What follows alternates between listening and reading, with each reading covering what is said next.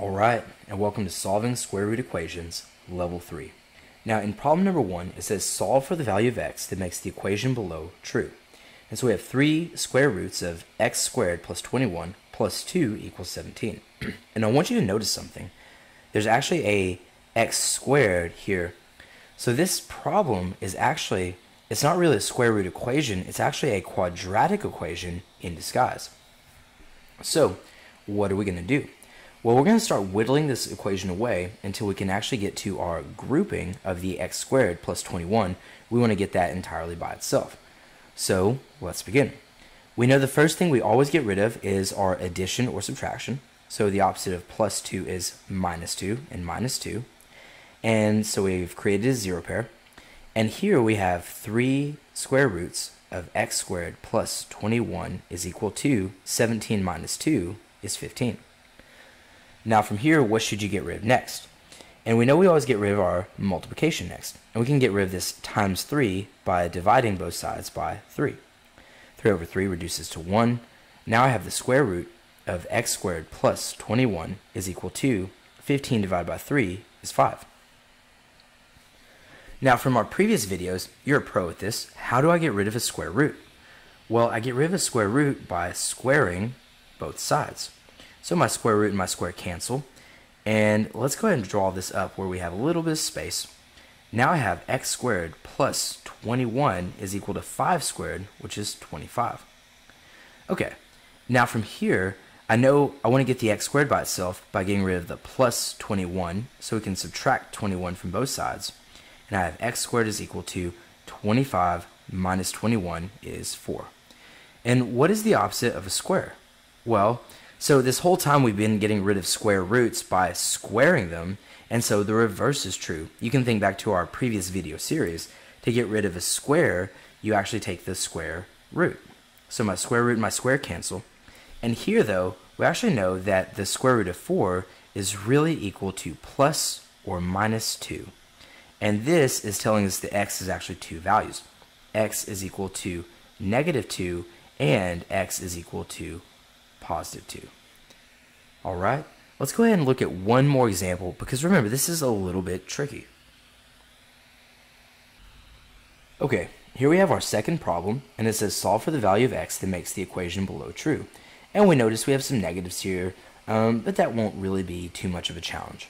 And if you were to ask yourself, is this thing really a square root equation or a quadratic equation? You know, in truth, it's a combination of both, but ultimately, it's going to have quadratic solutions. You're going to expect this thing to have two solutions. Okay, so let's go ahead and begin by simplifying this left-hand side. We know that we can get rid of this plus 5 by subtracting 5 from both sides. And now I have negative 2 square roots of x squared plus 25 is equal to, because that zero pair goes away, and we know negative 7 minus 5 is actually negative 12. Now from here, how do you get rid of that negative 2? And we have to divide both sides by negative 2. And this is actually a really good thing because now we have the square root of x squared plus 25 is equal to a negative divided by negative is a positive 6. I suppose with square roots it really doesn't matter if you have a negative or positive number. But now how do I get rid of the square root?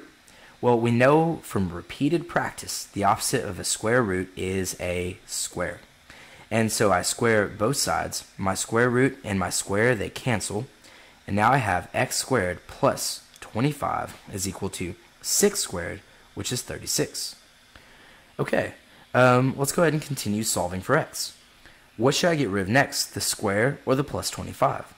And we know we always want to get rid of our addition first, so we can do minus 25 and minus 25. And I'm actually going to bring this up where I have a little bit more room to work. Okay, and I should have x squared is equal to 36 minus 25 is actually, you know what, I was about to make a mistake here.